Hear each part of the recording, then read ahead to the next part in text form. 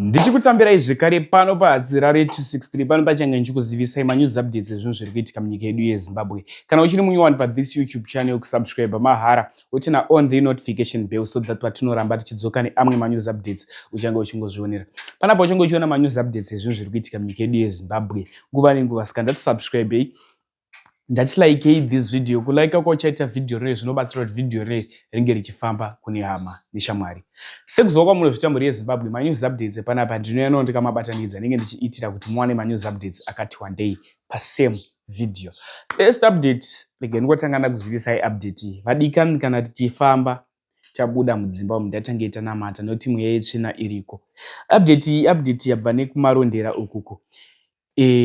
Update yemunhu adhumwa. Adhumwa neiko munhu adhumwa netrack ranga rakatakura fuel. Gonyeti iri ndere fuel, saka ranga rakatakura fuel abva adhumwa. Ende zviri kunzi paitika chiitiko ichi pana driver wemwe mota anga akakotsira achidrive. So ndoti mutozva zvamunofika mucomment section kuti munanozokotsera seiko kana achidrive kana une hope kokungomira unatsorara zvakanaka. Ndatisamwe doro kana tichidrive, ndatisararei kana tichidrive.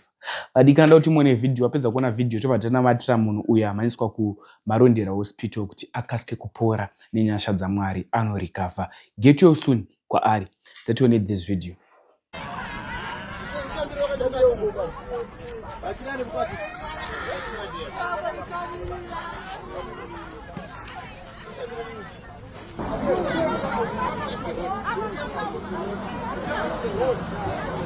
Right, inini ndanga ndiri kudriver ndichiteera kumashure kwerori.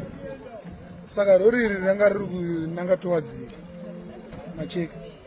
Saka rangotanga kubuda rega murodi. Rabuda murodi. Uyu munhu anga ari kufambira kuopposite. Handizvo.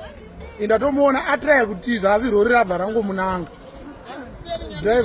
Driver werori I think engarara. Ava baba ndo vazoti rarova munhu anga arasira tomuteera achitiza asi akuri kukana. So English wanasema mambo nani hapa? Mambo nini? Hapa bwana Sterling Road boy. Nimechomoka tu ikanivuta. Na Sterling yanoka. So okay. That's one. But were you speeding? No. Where are you coming from? Congo. Next update inyaya ya Geza. Ndiana nomuzi Geza murume iye anonzi Blessed Geza ndo zita rake chairo ratiri kuziviswawo pa social media. Nyaya iye anoda kuiwedzeredza kana kuitapudza nekuti iye nyakutaura aripo akazvitaura, ndisirini ndakazvitaura, iye ndiye ari kuzvitaura. So ndoti muone video rake, wapedza kuona video tozvolofika comment section chatanga ndakuisirai first video vandazokuisirai last video pamavideos ake. Ndandibone this video. Tataura neose mapolitical players vana Chamisa, vana Chibaya, vana Sikara, vana biti vana komiti, vana Mozura, hapana munhu atakasiya, vana Barume vese ava takataura tikaurirana way forward and vanhu vese ava for information. Hakuna munhu asingafariri General Chiwenga. Next video video pane amwewo mashoko aanga achitaurawo andikwanisi kuzviwedzeredza kana kuzvitapudza sezvandabotaura paya.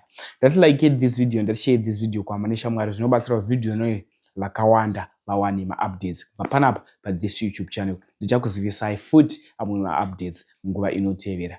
Ndichauya nechimwe chiitiko chinorwadza che-accident yaitika kuzvishavani. Ndatione this video. That's bullshit. Ndakakutaurira kuti wakobara ZPF Zimbabwe bad long back. ZPF is a product of Zipra and Zana forces. That is our baby. ZPF is party of blood. No one can fire me from ZPF. Right?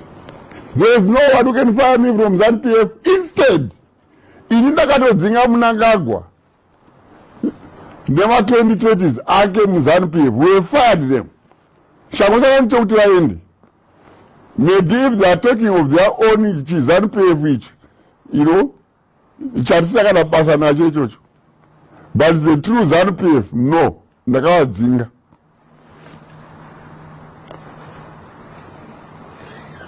You cannot fire me from an organization that I don't belong to. That is why I ordered Mnangagwa to leave.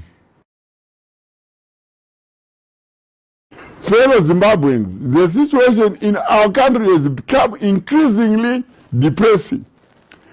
Collective and decisive action for the betterment of everyone. We cannot continue to live under an economic bondage when we have the power to act and be in control of our destiny. Our grandchildren will never forgive us if we don't condemn these charlatans who are pillaging our resources, stealing from the present and future generation. As I promised, a signal is coming and coming very soon. The delay was a result of efforts to ensure the safety of everyone. The signal is coming and the action will be decisive. The action will be decisive. Mnangagwa must therefore just go, and go now. I thank you. Right.